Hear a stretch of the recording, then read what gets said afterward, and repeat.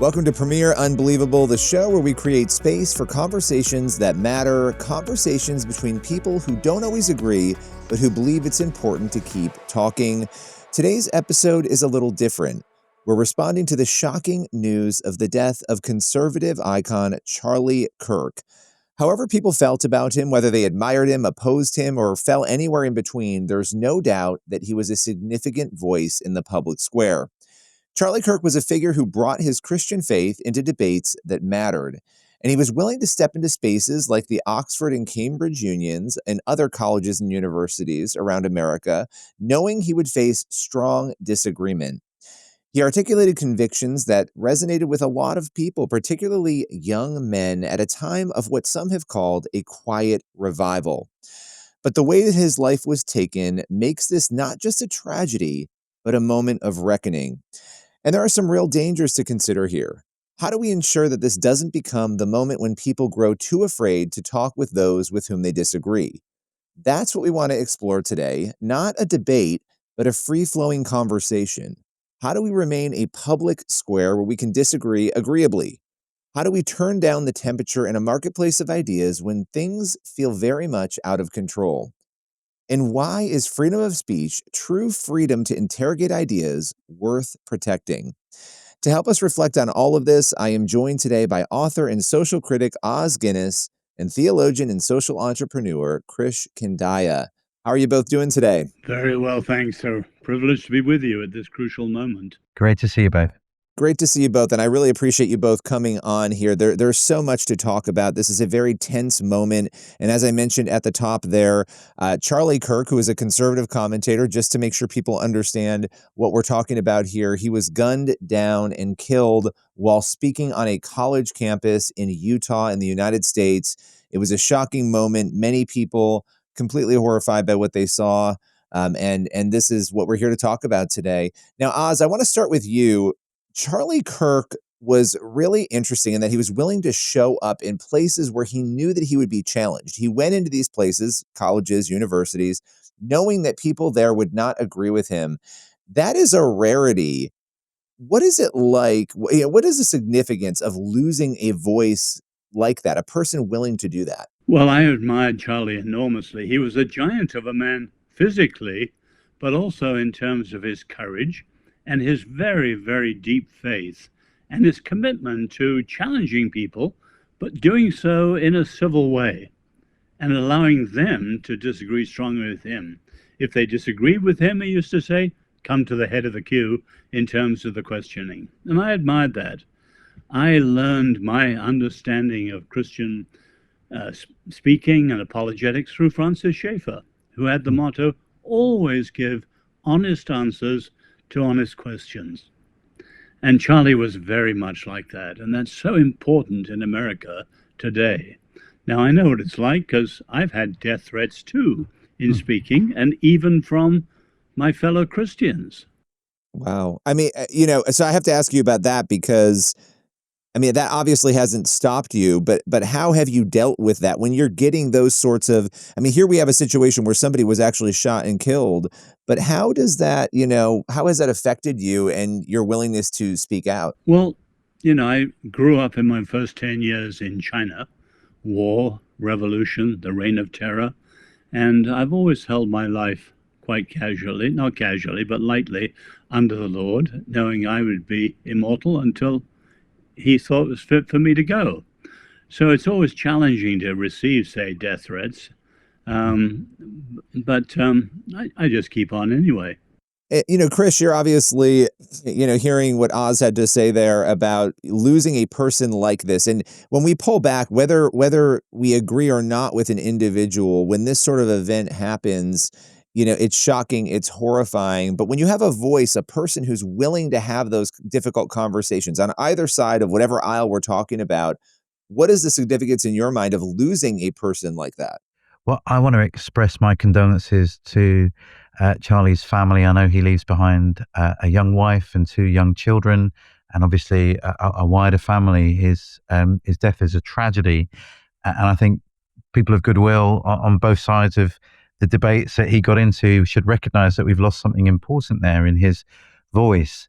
we're living in an increasingly polarized and siloed society where we don't talk to one another, we talk about each other. And we need those bridge builders, whether you agree with their politics or not, people willing to have a conversation, to listen well. I've watched a few of Charlie's debates, and he was brave. He believed he had the truth, and the truth would stand up to public scrutiny. It didn't need to be protected from questions. It could be engaged with. And I might disagree with some of the conclusions that he had, but I recognize in him courage and transparency and a willingness for frank and open debate. And if we lose that as a society, we lose democracy. It becomes might is right rather than argument and truth. And as a Christian, I'm committed to truth. Truth matters. Our Lord Jesus described himself as the way, the truth, and the life. And therefore, we don't need to fear questions. We don't need to fear debate. We can bring Christianity in all its fullness into the public debate and talk about things. And when we lose that ability, something vital has been lost from democracy, Western society, and society as a whole. Well, and we're going to talk a lot more about this, but I think this is a natural place in light of what you just said, and I'll come to you, Oz, on this, and then Krish, I'll come back to you. But it feels very much like we have been, maybe in some senses, losing that. There's been a steady strain of people sort of moving toward, hey, I'm going to listen to the people who I agree with. I'm going to go to the media sources that agree with what I believe. It's this sort of confirmation bias that we've watched. Oz, what is the danger of that, and how serious of a problem do you think this is? Well, let me give you my view of the background to this. I think the United States is a republic that's deeply polarized because of two particular polarizations. One is ideological, the deeper one. In other words, the difference between those who understand their country from the perspective of the American Revolution and those who understand it from the perspective of the heirs of the French Revolution, because many of the radical left ideas come down from the French Revolution, have nothing to do with 1776 and the American Revolution. That's the ideological polarization. That's very bitter. The second polarization is institutional. The chasm between the elites and ordinary people. And that one you can see across the West, the Brexiteers in England and the supporters of Maloney and so on in Italy. That's not unique. But put those two together. What should span the gap is words in the sense of civil persuasion. But words are broken down. And biblically, the simple idea, when words create worlds, after all, words created the world. The world was created through a word. But when words break down, worlds break down, and violence is never far away. And actually, I gave a talk on that, which Charlie had heard, and he often says very similar things to that. When words break down, violence is never far away. And American history is really the history of a republic tempered by assassination. So many American leaders are now saying, this is very un-American. No, it's not. There is a recurring history of violence, including the assassination of presidents, when words break down. Which would underscore the importance of being able to communicate in words in a way that the two sides can understand each other better. Krish, coming to you on this, how serious of a problem do you think this is in terms, not just in America, but around the globe, this idea that people are struggling to have conversations. They either struggle or they don't want to, and they're really going into silos at this point, it feels like, and communicating with the people who agree with them. We really are going into silos. I think we lost something with kind of cable news, and in the UK we call it GB News as our equivalent. It's not a neutral kind of news source where you would expect the presenter to be ambivalent and kind of hold both sides to account. We now have news sources where the presenters are committed to a position. I deliberately go on to those news shows. So I used to spend a lot of my time shouting at the television, and now I get shouted at a lot on television. That's the change for me. And for some reason, I don't own this, but I am described as the kumbaya singing, tofu eating lefty liberal, and I think I'm pretty centrist. My Christian faith informs the whole of my worldview, but it's an unusual space. And in some of those news channels, it's the story that matters. It's the grand narrative that matters more than the statistics. I'll give you an example. In the UK, there's been a lot of outrage around asylum hotels. And a lot of the argument has been that we don't want these asylum seekers in our communities because they'll be raping our children, raping our daughters. And I challenged that. I said, well, statistically, asylum seekers aren't more likely than anyone else to rape or sexually assault people. And statistically, in Britain, the vast majority of sexual crimes happen by someone you know, sadly. It's a family member, it's a friend, it's someone known to the victim. And so to scapegoat or to point the finger at another group of people because they look different or they sound different, that's not factual. That's a negative narrative. It's fear of the stranger. It's xenophobia. But when you push back, people say, oh, I don't care about the numbers. Don't give me statistics. I don't believe in statistics anymore. It's a little bit like what Oz was saying, this rejection of the elites. Sometimes that's a rejection of expertise. People don't trust people who have studied, who might have a degree or a graduate degree, or might be a doctor and be able to say, look, I know this from experiments. I don't care about your experiments. This is what I think. So we're moving into a kind of more relativistic age where people are making up their own truth, listening to voices that will suit them. And again, I think Christians need to push back and say, no, we believe in things like evidence and arguments and persuasion and truth. Because without it, we are in the dark. Jesus, the way, the truth, and the life. He is the light shining in the darkness, getting rid of ignorance. And so I think we've got to push back on that.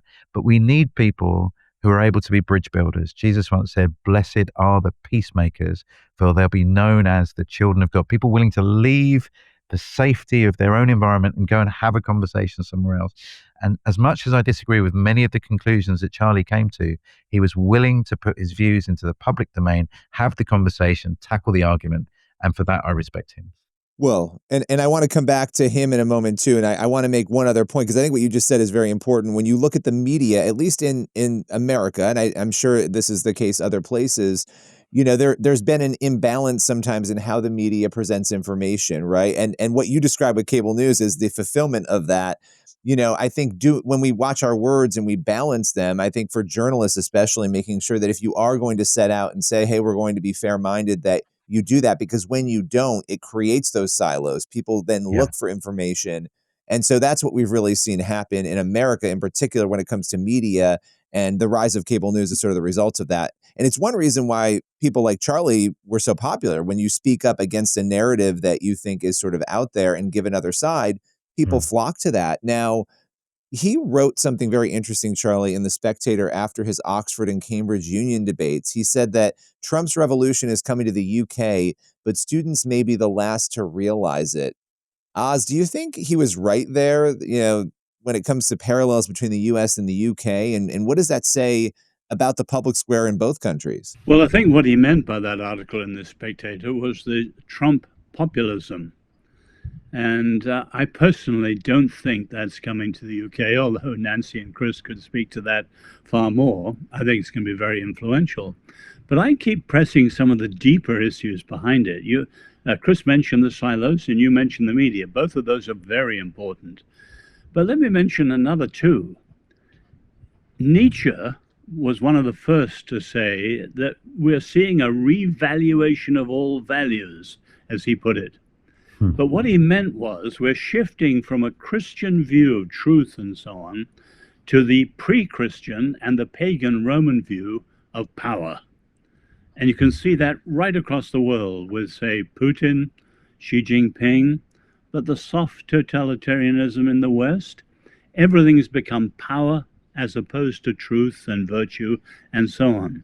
Now, in that climate, words are then enlisted. And there's no question that President Trump has used, and he's not unique, of course, he insults, he trolls, he name calls constantly. And he's one of the instigators of a climate of the bad use of words. And I've often said he should ask his own daughter and son-in-law, who are Orthodox Jews, their Jewish view of words, because the Jews call that sort of language evil speech. And they actually, the Orthodox, say that it's tantamount to murder and blasphemy because of what I said earlier. Words break down and violence comes. Now, contrasting that, the Jews have a wonderful principle, argument for the sake of heaven, by which they mean argument is good if you're arguing for truth, not power. In other words, you're not arguing to win and put the other person down constantly like an insult does, but you're arguing on behalf of truth. And Charlie was so good at that. And yet so much of today's debate, on both sides, it's not only the president, but he's a bad example of it, they're arguing using words for power and not for truth. Another deep thing I think needs to be put into the situation is what the great Rabbi Lord Jonathan Sachs called cultural climate change. People are fascinated and obsessed with climate change, which is often exaggerated, but cultural climate change is far worse. In other words, you have a crisis of faith, you have a rejection of truth for power, you have an erosion of social ties, say in the family, so we're creating a generation that's verging on nihilism. And you see it breaking out with the loners. And when you see the terrible school massacres in America, liberals say the constant is the gun. Of course it is, but the gun is only the how. The why is the loner coming with a nihilistic philosophy and broken background and taking his or her revenge on society. So when you look at some of the things that are breeding this, you see that what happened to poor Charlie is actually almost inevitable in the climate today. And we don't have leadership speaking out in it. President Trump is actually part of the culprit problem. And we need, as Christian leaders, to speak out on behalf of truth and love and civility and persuasion, not power. You know, you brought up so many interesting things there about Charlie, and I will say this, you know, I don't want to editorialize here, but I want to give a little background. You know, years ago when I first, interacted with Charlie directly, I interviewed him in 2019, and my assumption at the time, and even in the years after that, was that Charlie was driven by politics, and that was a mistake that I actually made. I came to realize that what actually drove Charlie was exactly what you're talking about, this quest for truth that was eternal. Yes, he talked about politics. Yes, he was on a lot of, and I'm not co-signing every single thing that anybody says, because I would never do that. But my point is, when you saw him sit down and talk about theology and truth from a spiritual perspective, even if people disagree on the conclusions of what he was saying, the motivation was very much what you were just stating. And that became very clear to me in the last year and a half or so. And that's why we're seeing so many of these clips of him talking about faith that I think are surprising to people who didn't know that part of him. And so with that, Krish, I feel free, by the way, to comment on anything I just said or anything that Oz said. But the question I had for you, what do you think made Charlie so compelling to young men in particular? I think sometimes young men are looking for a kind of a fatherly figure, someone who can speak truth directly. We're seeing that with people like Jordan Peterson. He also has a lot of attraction to men, and he doesn't mince his words. He tells people what to think and how to think about things. So I think that might be part of it. But we also quite like the gladiator. In some of his conversations were quite gladiatorial, weren't they? That it's we'll put the best opposition against you and we'll watch the fight. Christian apologetics has used that model for many generations. Like we'll put up our David versus a Goliath, and we kind of like to watch the spectacle. So I think some of that adversarial, combative nature might have been why he was so attractive to men. And he held quite, I suppose, views on gender politics that were maybe favorable to men. Maybe that was another part of the attraction. But just to echo in on what Oz was sharing there, I think you're so right about the power dynamic changing, and that might is right, that you can use your words to oppress and put down and belittle other people. That's a power game. You can use your words to ban people. So, President Trump has used that to stop various members of the media from having access because he has that power. He'll get very angry on social media and say things that would have been unthinkable for a person in his position. So I think there is a power dynamic going on here. And for me, that speaks to character. How you handle power is a sign of character. And it's one of the things I love most about Jesus is how he used his power. He is the Almighty God, right? He is, as he says in the Great Commission, all authority in heaven and earth has been given to me. So what does he do with this immense power? He becomes a servant. He serves. He's willing to lay down his life. He's willing to serve even unto death on a cross itself, according to Philippians 2. Or he's in the desert and he's hungry, and he could just turn stones into bread, but he refuses to use power for himself.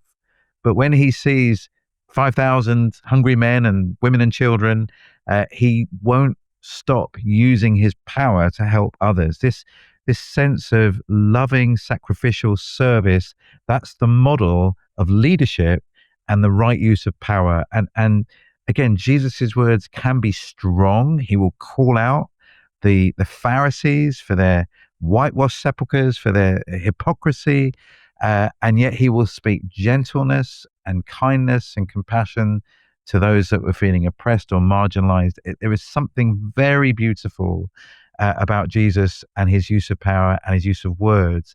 And obviously he becomes the plumb line by which we judge every other form of leader, whether that's in the church or in our culture. And so I think there is something really important going on here. A lot of the words I'm hearing in political discourse are very demeaning. They're very belittling. And I think we, the church, can't play that game. We've got to offer something very different.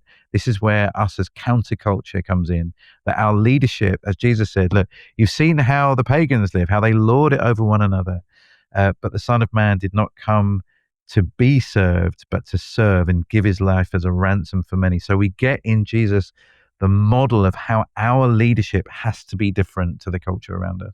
Yeah, and that's a very important point. And there's a lot of things happening in America and that have happened for a few decades when it comes to information and media and Hollywood and access that have sort of fueled some of this, right? That makes some of the president's Trump's words resonate with people in a different way. And we don't have time to get into all of that today, but I think it's a fascinating conversation because at the end of the day, regardless of where people feel, the call, as you just said, is to behave as Jesus did, right? So that calls people into a very different posture potentially than they may even want to be in on some of the reactions here. Oz, we have to take a break in a moment, but I want to give you the final word on this. I know we hit a lot of different topics just now. Well, I would say Charlie was wonderful because he was setting the choice before people and persuasively calling them to make the right choice. But his death and all the discussion should challenge Christians in particular in the public square to shift from just critique to being constructive and positive.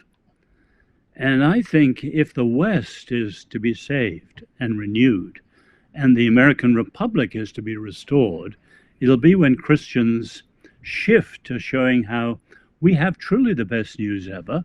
And the gospel is not only, or the whole of the Bible is not only the master narrative of Western freedom, it is the beginning of the most important critique of the abuse of power. And we've got to understand how faith is truly the key to history.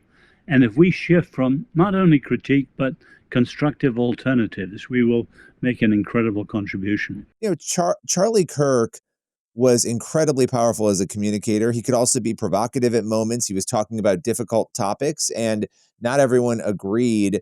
And so when you sort of look at that history and you look at who he was and you look at what he represented, he held to the ultimate truth of faith, right? When it came to politics, people would debate the ins and the outs of what that looked like. But it sort of sparks a broader conversation for all of us. How do we hold together a respect for truth with a commitment to free speech and debate? I know that might sound like a strange question, but let's just dive in on that, Oz. How do we hold those two things in tension?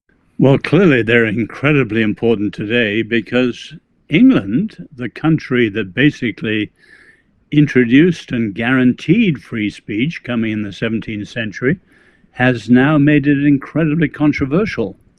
And so, as an Englishman living in America, I'm glad for the First Amendment, which anchors it, although clearly it's becoming a controversial thing here with the government and various media people trying to clamp down on what they consider offensive or hate speech. So free speech is incredibly important, and it's a very key part of freedom. Now, freedom itself is at stake. Because if you think, the ancients believed in fate. Almost every great modern atheist believes in determinism, under which freedom is an illusion. So free speech is merely the expression of those who hold a high view of human dignity, of which freedom is a central part, but that's going. And of course, that comes from the notion that everyone is made in the image of God. And if that high view of human dignity goes, human freedom and equality will also go. And then free speech, freedom of religion and conscience, and freedom of the association and assembly, they're parts of serving that. And they're all going today. You can see how over here a senator attacked them as being rooted in God, even last week. So freedom itself, as well as truth and human dignity and freedom of speech, are all under attack. And we who are followers of Jesus, along with our friends, the Jewish community, we need to show how we believe in these things, why we believe in these things, and how they're part of truth. Because we're increasingly in a cut-flower civilization. And here Nietzsche was right when he said, if you pull the rug out underneath morality, morality will go. And underneath Christian morality in the West was God. And it is going. Now, there were people in the 19th century Nietzsche called dimwits, odious windbags of progressive optimism, who believed that you could reject all that and still have freedom, like George Eliot and John Stuart Mill. And Nietzsche scorned them, and he was right. We're a cut-flower civilization, and eventually the flowers in the vase will die, and the stench of dead flowers is increasing. Interesting. I live here in the UK. I'm in London, and I don't recognize that description of the restriction of freedom of speech in the UK. I don't see it. I feel like that's maybe a filter that's coming from particular press releases or government releases in the States. So, I mean, freedom of speech is never absolute. You can't lie about someone or libel them. Or recently there was a big fuss made about a lady called Lucy Connolly, who tweeted after the murders of 3 girls in Southport. She said, mass deportations now, set fire to all the effing hotels full of expletive, for all I care. If that makes me a racist, so be it. And she was held to account for that because she was inciting violence. So, but somehow people want to make her a free speech icon, that, she should have been allowed to say, burn down the hotels. So I just don't see that here in the same way that you might be describing, that we're somehow losing. I'm not getting into the local issues in Britain, but I think everyone is concerned with freedom of conscience and religion, freedom of speech and expression, would say there's an alarming diminishing of free speech across the Western world, and England is not a good example of what it once pioneered so bravely. And I think Christians need to stand courageously. If we lose free speech, and of course the ultimate thing is freedom itself and human dignity, we've got to be champions of these things. I argue what I call a human-friendly future. We need to have a vision of a free societies that can stay free, that are an alternative to the creeping authoritarianism of the whole world. And I think freedom of speech is just one key part of that. Let me interject here too, because it is interesting. Obviously you're talking about different countries, different societies. The First Amendment, in America, you have a couple of things happening. And I think this is actually important because it applies to what happened to Charlie. You have a situation, and I want to talk about this in a moment, and so I'll start here, where somebody is killed because of their speech and what they stand for. Essentially, that's what happened here. We don't know all the ins and the outs of the person who did this. Who we now have an arrested suspect who's been named. But what we do know is he was targeted for what he believes. That creates a sort of restriction on free speech that is almost willful on the part of people afraid to speak now, right? There are people who might be afraid to speak because, oh my goodness, look what happened to him.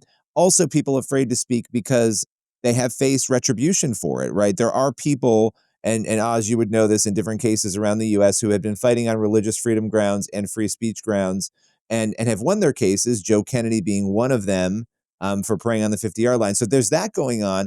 And then you have actual restrictions on free speech that are sort of part of that. So it is interesting, but I want to talk about that first piece, Krish, and I'll come to you on this, the danger of what can happen with free speech as a result of what happened to Charlie. Can you speak to that at all? Any fears you might have or concerns or thoughts even, maybe you don't have fears about it, the effect of somebody dying like Charlie on other people's willingness to show up the way he did? Yeah, look, I want to reiterate my condolences to the family. What happened to Charlie was terrible, awful, inexcusable. No one should be shot or attacked or abused because they're expressing public views. But you see people like Elon Musk tweeting, if they're not going to leave us in peace, we have a choice, fight or die. So Charlie becomes in some ways an icon or a martyr for freedom of speech. But, it was only in June this year when State Representative Melissa Horton was shot on her doorstep by a far-right activist pretending to be a police officer. He shot her and her husband, and then he went off and shot a senator, and they were shot. They were Democrats, but you didn't see the Democrats saying, "This is the end of all times. Let's fight a war." So, Chris, you certainly did. You did? Chris, oh, good grief! I mean, both sides have been violent in their responses. Now, you're right that the violence has been on both sides, and the governor of Pennsylvania, his house burned, and so on, and the appalling, egregious rise of anti-Semitism in America, a country they considered loving to them. But it has certainly been on both sides. Certainly been on both sides. The anti-Semitism actually, when words break down on both sides, violence is never far away. It is both sides. There are very few who tried, like Charlie, to be persuasive. I think a president needs to stand before America, rather like the Apostle Paul with Galatians. You came to faith through one gospel, and now you're believing another gospel. You got to choose.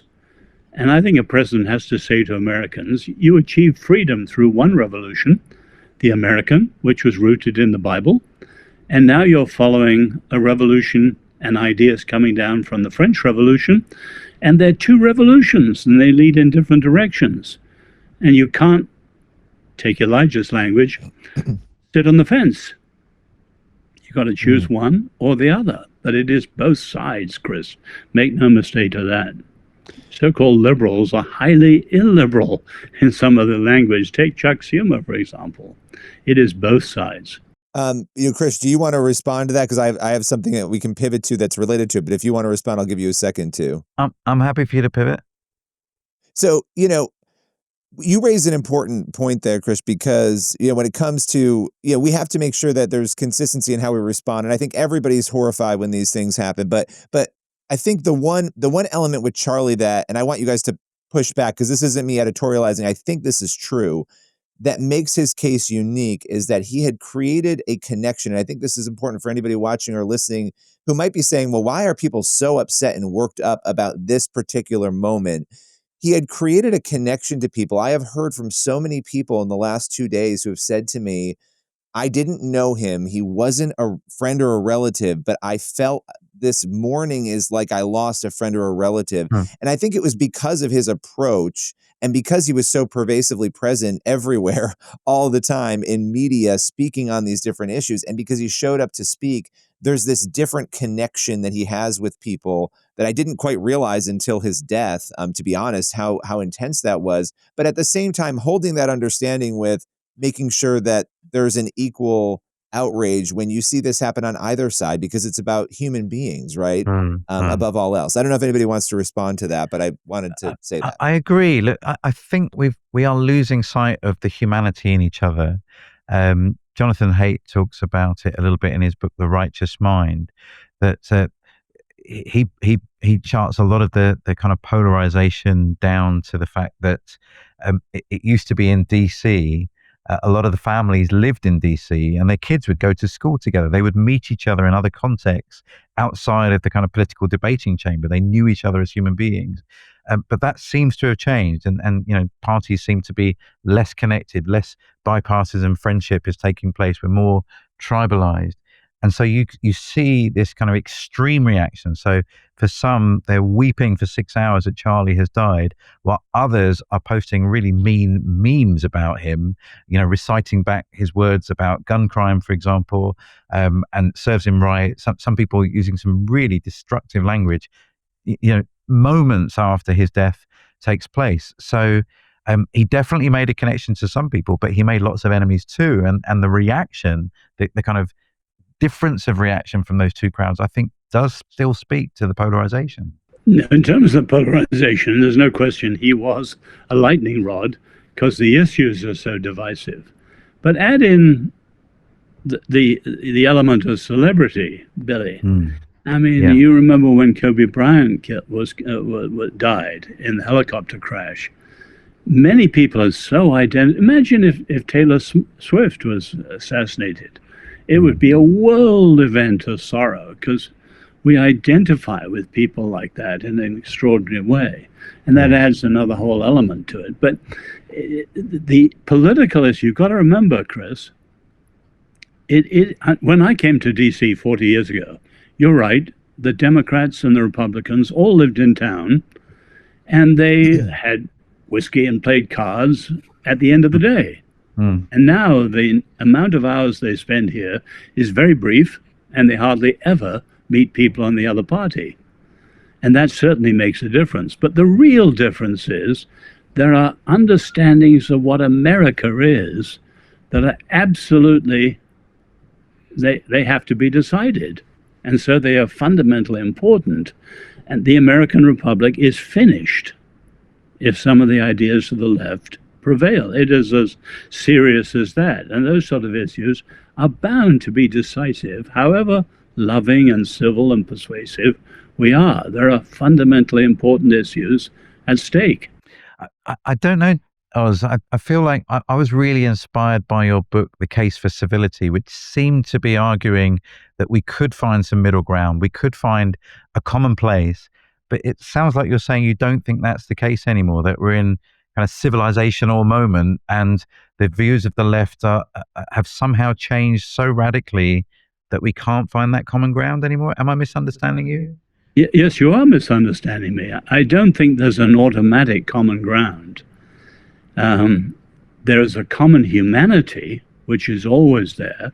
So we as followers of Jesus always speak with love and a respect for the human dignity of the person who may be an opponent, and always with a passionate concern for truth. So an argument on behalf of heaven, concern for truth, not power. But we create a common ground by doing that well. There's no unity between light and darkness. You remember what Jeremiah says, you can't say peace, peace when there is no peace. And there are fundamental views of the American Republic which are undermining the American Republic. And the radical left, coming from cultural Marxism, gaslighting American history, there has to be a choice. So Abraham Lincoln, in the 1850s, a house divided cannot stand. You can't be half slave, half free. And America today cannot be half 1776 and half 1789. They are night and day difference. And like Israel on Mount Carmel, the country has to choose. Is it Baal or the Lord, Yahweh? I guess I'd take issue, Oz, because it sounds like you're saying that one side of the political debate is the chosen people of God and the other side are kind of I didn't say that at all. You've added You said one words. side is Israel and one side is Baal. So I I was didn't just say that. being, You can use a parallel with World War II, and I'm not saying one is Churchill, the other is Hitler. I'm not saying that, but there are parallels from history. yeah, Israel had to make a choice between the Lord and Baal. America has to make a choice between the ideas of its first revolution or the ideas that have come in since cultural right. Marxism and the Long March. Now, that doesn't mean that America is Israel. I'm not saying that, Chris. Don't Okay. read into what I'm Sorry, I saying what I'm misunderstood not you. saying. But are you saying that the left are so far away from what you would say the American Revolution and maybe some form of Christian nationalism that we really should have no truck with? Is that Forget what we're saying? Christian nationalism. That's another buzzword. Okay. Patriotism is good. Nationalism can be dangerous when it's made an idol. But leave that on one side for a moment. There are choices that have to be made. I mean, if you read the origins, say, of the sexual revolution, it isn't something that came out of Hugh Hefner and Playboy and Promiscuous and the Pill. They were trying, if you read the architects, they were trying to subvert 4,000 years of civilization, Jewish and Christian. And it is very radical. And people who don't see the choices that need to be made, I think, are naive.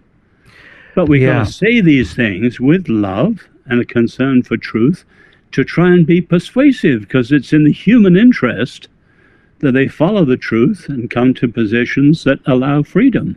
Krish, I want to give you a chance to respond to this, and then we'll pivot after that. But no, go ahead. I want you to respond to this. I guess what I'm hearing in my context was Danny Kruger gave a speech recently in Parliament where he said that Britain is the world's first Christian nation.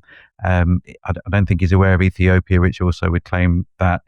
But he said Britain is the world's first Christian nation, and there are two religions that are undermining the Christianity of Britain.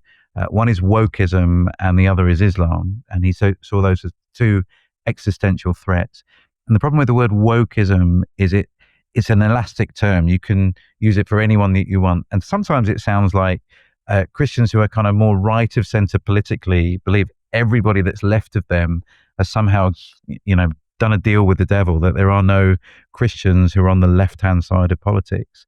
Are you saying something similar, or are you making a different distinction? Absolutely not. I heard that speech. I thought some of it was quite good, some of it was quite courageous. A lot of it was misguided. I'm not saying that at all. And it'd be much more, a civilizational moment is not what I'm talking about here, although what we're talking about here is part of it. A civilizational moment is when a civilization loses touch with what originally inspired it. And when that happens, you have three broad choices. You can renew the original inspiration, or you can replace it, as they tried to do with Enlightenment liberalism, which has failed, or you can decline. That's a civilizational moment. Now, the American crisis is a small part of that, a very key part. And we've got to be careful what we're talking about. We have a few more minutes in this segment, and I want to dig a little deeper on what we're talking about here, because as we're sitting here, talking about Charlie Kirk's assassination and what has happened, every time there's a school shooting in America, every time something happens, and it's been very frequently lately, we're left with the question of why and how did we get here and what is happening in America. And a lot of people go first to guns. They go, no matter where you want to go first, there's an underlying issue that makes a person say, or makes people say, I'm going to take this action. It made this young, man, allegedly, the one who was in custody, pick up a gun and shoot Charlie Kirk. What is going on in the culture? How much do we feel, yes or no, and I'll start with you, Krish, on this, that America's posture and current understanding of God and the Almighty and a deeper view of that, and maybe, there's claims that there's been less of that there's been a move away from that culturally. How much of that do we feel is at the baseline of what is happening when it comes to these sorts of events? Oh, that's a huge question. I guess, look, I'm nervous that sometimes religion is used as a pawn. So people who want to get more votes will say, look, we're the real Christian party. The other guys don't believe in God. We're your people. And sometimes Christianity gets conscripted for political purposes. You can see that in all sorts of times in history. And I guess that was one of the areas I'd love to have debated. I never had the opportunity to meet Charlie, because he seemed to be arguing the Christian position on gun control is my position, and any position that really doesn't agree with me doesn't take a Christian view. And it became kind of part of the package deal that to be a real Christian, you needed to believe that you had, Second Amendment rights, and, you were anti-abortion. And if you didn't hold to that, then you weren't a proper Christian. And I wanted to be able to say, actually, you can have traditional views on sexuality. You could believe in the importance of, the fetus as a human life, as a baby unborn. And you could believe that, gun control is a good idea. But it felt like a package deal that you needed to buy into the whole thing or you weren't really Christian. And sometimes that felt like a conscription of the Christian faith for a political end. And that's where I might have had more of a debate with him. Now, Oz, I want to come back to you because we were just talking about this issue of faith in America, the idea, there's a lot of conversation about moves away from the Almighty, beliefs in God, and the impact that could be having on the culture. What is your take on that? Well, let me be clear. I agree with Chris that religion is often used, and that's the manipulation, once again, of power. It can be used on behalf of the status quo, which is the normal thing in human history, sadly, and it can equally be used on behalf of revolution, which Marxism sometimes does. I agree with that, but let's leave that on one side. If you look at the loners in the school massacres, if you look at a biblical view of covenantal politics, you have to say politics is not the first thing. The first thing to say about politics, as the old maxim goes, is that politics is not the first thing. Well, then what is? Well, I call it the golden matrix of a meaningful life. There are three institutions: the family, the church, and the school, the church or synagogue. And they deal with everything, they should deal with everything that makes for a meaningful life. So in the family, you have a couple who loves each other, and in making love, they produce children in their image. And they grow up with life, and they hopefully a growth in character and a growth in ethics and a growth in understanding of citizenship. And of course, the church or the synagogue gives the foundation for the faith that makes that possible. And the school educates and brings people out, and so on. Now, the trouble is, each of those three, that golden matrix of a meaningful life, you could call it the crucible of citizenship, has broken down in the modern world. So faith has become very uncertain, to put it mildly. The family breakdown is appalling. And many of the schools are run with ideas that do not help, to put it mildly. So that's where the rot starts. And as I said, I think the loners in the massacres are people who've had a bad family experience, and along with the nihilism, Americans call the crisis of, say, teenage suicide a mental health crisis. It's not. It's a crisis of faith. People lack a sense of meaning, of belonging and purpose that's very fundamental. And I think that's the problem. So the crisis of real faith, true faith, is very, very important. And it's playing out differently, say, in America than in England. I think it's coming to a different crisis. If you look at Christopher Dawson back in the 30s, he was predicting a time when the monarchy would be very weak and faith in the Church of England would be even weaker. And you'd eventually have a power that wasn't very powerful and a faith in which people didn't believe. And you're very close to Dawson's predictions today in England. Now we have a different situation in the States. Yeah. Is there anything you want to add to that, Krish? Yeah, I agree a lot with how you're putting that, Oz.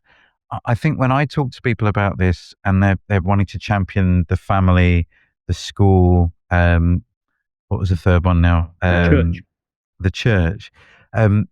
We didn't kind of figure in the market, right? So the market also has huge influence on those three areas. And you could argue that consumer capitalism is as corrosive to those three institutions as maybe But Chris, I would left-wing argue, politics. when you look historically, that I talked about that as the crucible of citizenship or the matrix of meaningful life. There are two other forces, the market and the state.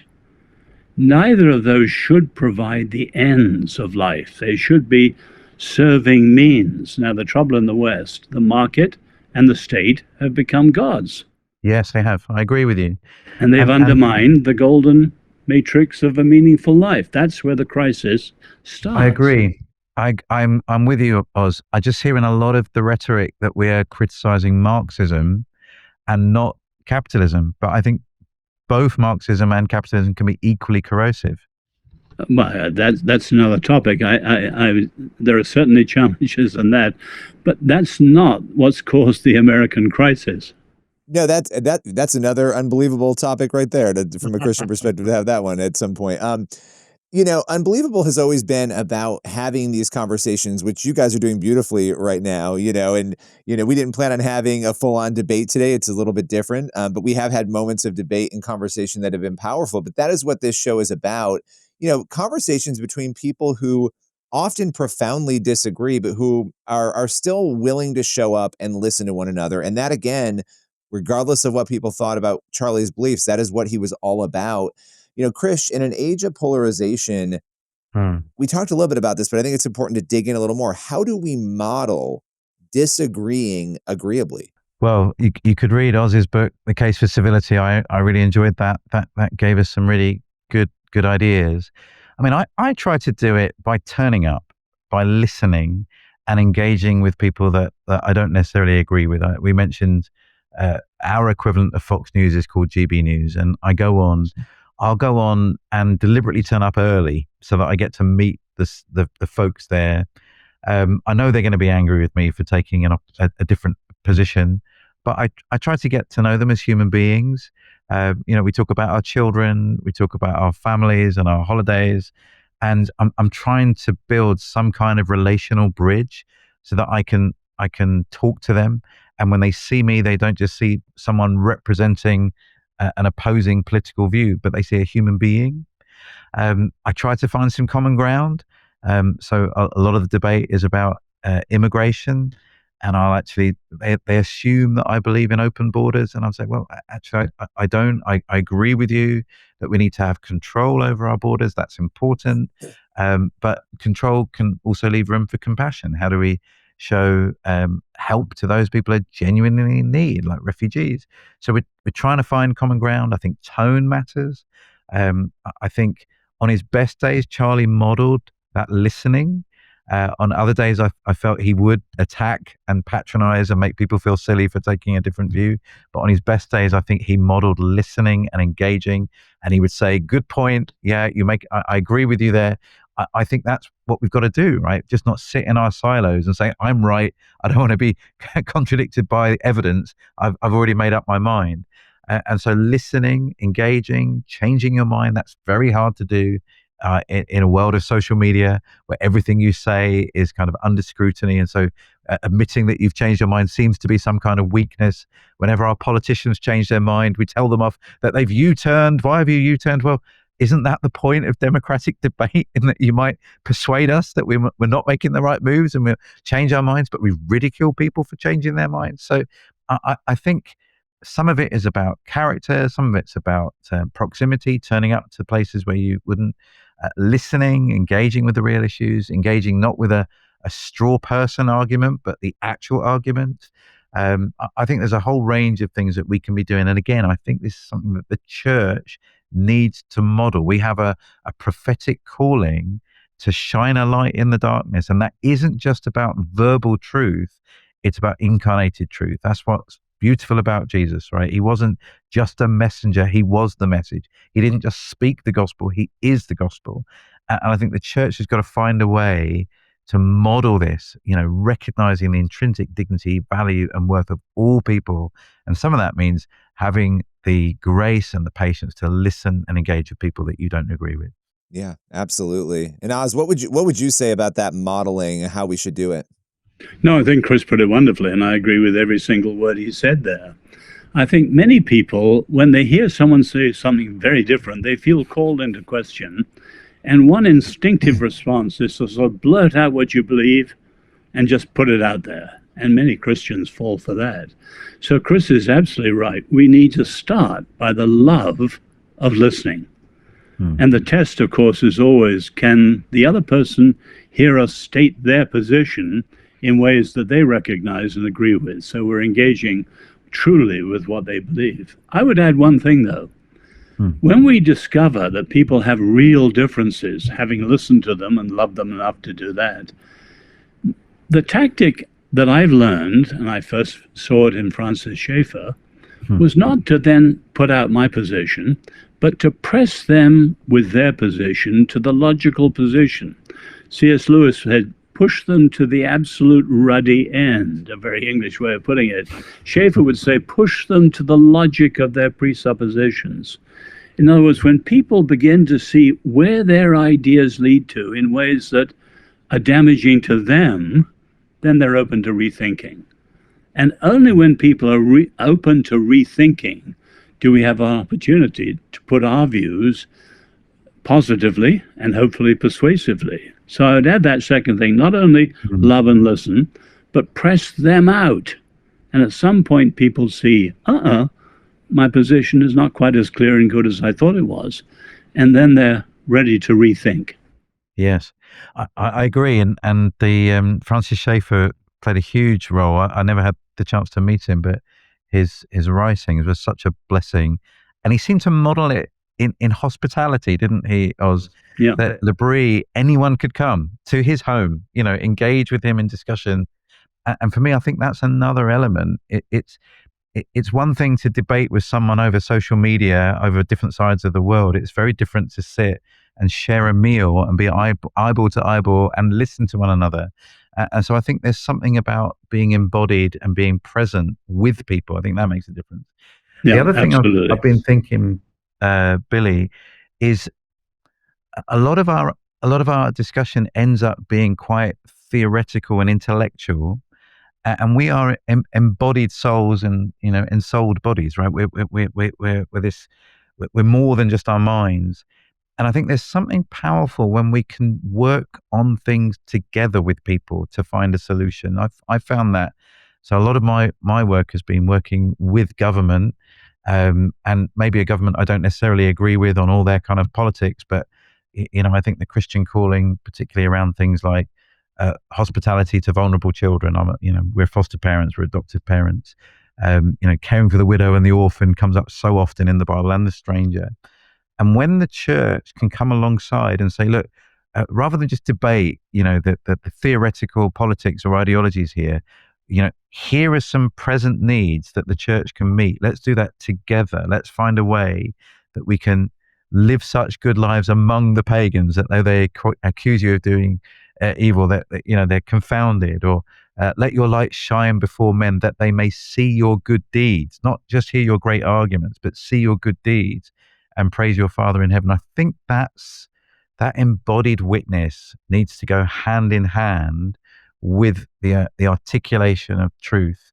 Again, we see it in Jesus. He went around doing good and preaching the gospel. Those two things, love in action and love in word, I think those are some of the game changers that we need. And so I've kind of found myself moving away from traditional apologetics, which often was isolated from Christian service, and want to see those two integrated together again.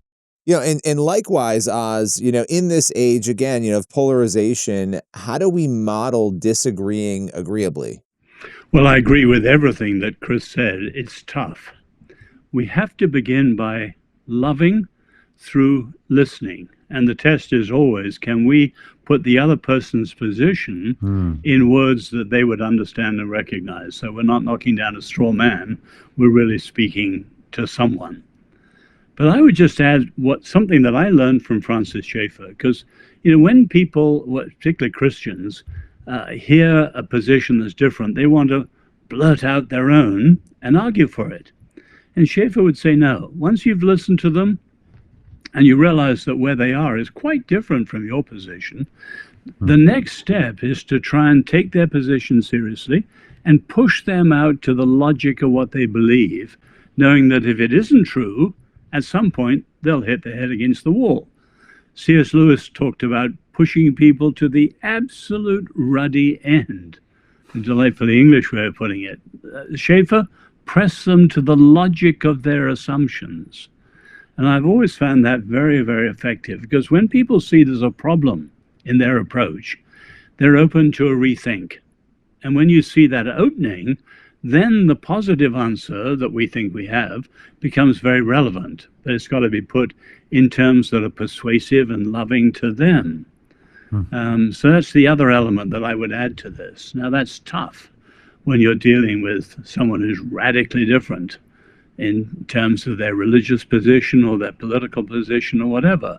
But it's an art we all have to learn, and it's sometimes we have the joy of succeeding. And I've seen people who are very radical in terms of going out, say, into Eastern religions, turning around and coming back to faith, equally in terms of politics. But we got to say that often we don't succeed.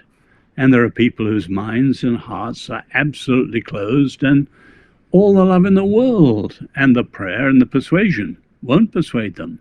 You know, I want to ask you both one final question, because we're here obviously talking about Charlie Kirk's death and everything that has happened from this. You both just beautifully detailed solutions, right? Where we're supposed to go, what we need to do, you know, as human beings, but specifically for, you know, Christians as well. You were both speaking to, you know, leading the way in all of this. What is the biggest fear? And I'll start with you, Krish, that you have in terms of what happens if people do not take this advice, do not react to this Charlie Kirk situation in the right way? What happens to free speech? What happens to the culture in America? Those are huge questions. I think, if you like, the death of truth could be the birth of authoritarianism, that we stop speaking to one another. We go down that line that Oz was talking about later, then power takes over. We want truth to mediate power. We want to be able to hold politicians to account. We want to ask questions. We don't have to assume, that might is right, but we can speak back again. And again, I go back to Jesus in front of Pontius Pilate. And, Pontius Pilate didn't care about truth. He knew Jesus was innocent, but he wanted to appease the crowd. And so he had him, had Barabbas and Jesus chosen between. He just went with expediency. He went with might. He went with power, the power of the people, if you like. And but Jesus is the truth. We've been saying that all along. And Christians have no fear of public debate. We can talk about anything. Christians can have very radically different views on some of the things that were very important to Charlie. So I take a different view to him on things like gun control.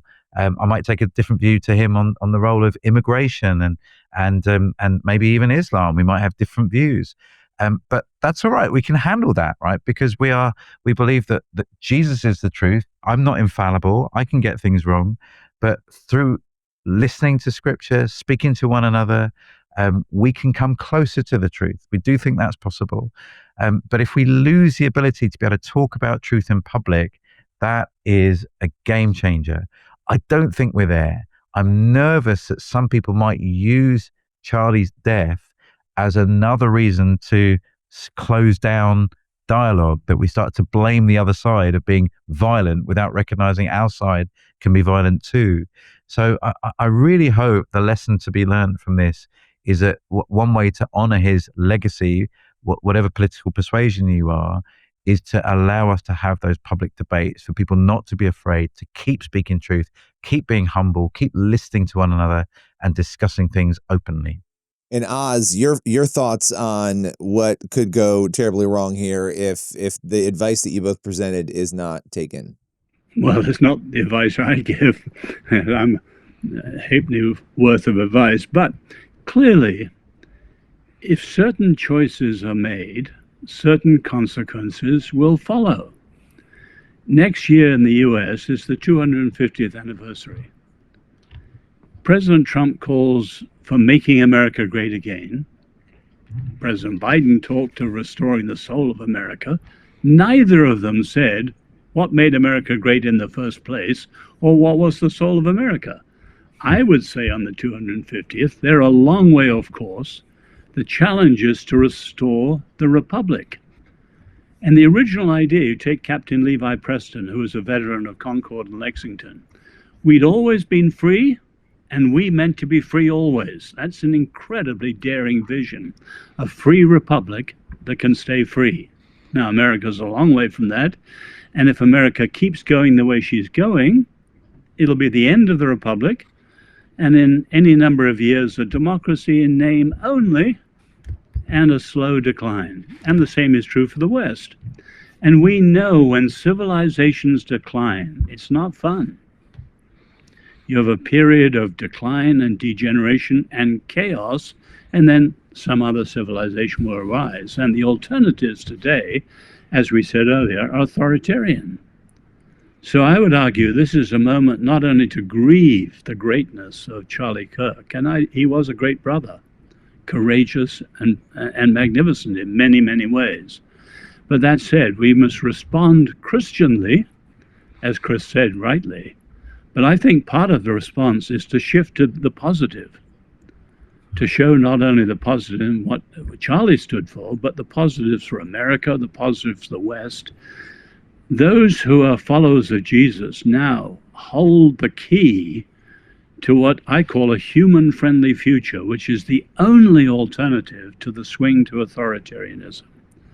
And if we don't stand for it now, we're responsible for what's coming, which could be very, very sad. I grew up in a horrific contrast, having seen the decline of traditional China and the climax of the Chinese Revolution under Marxism. I am a realist about Marxism. I will never be naive from what I've seen as a boy. And so we're at an incredible moment. We've got to be clear about what we believe and what would be the consequences of what we believe and the consequences of the alternatives. This is an extraordinary moment.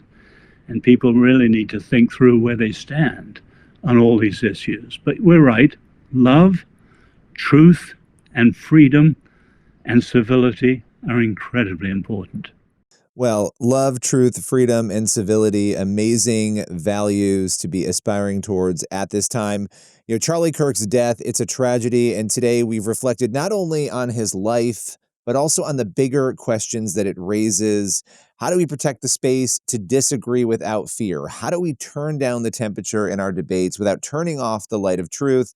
And how do we model conversations that hold together conviction and compassion? That's what we're committed to doing here at Premier Unbelievable. We may not always agree, but we believe that talking and truly listening matters. My thanks to Oz Guinness and Krish Kandiah, and thank you all for listening. You can find more episodes, resources, and conversations at premierunbelievable.com.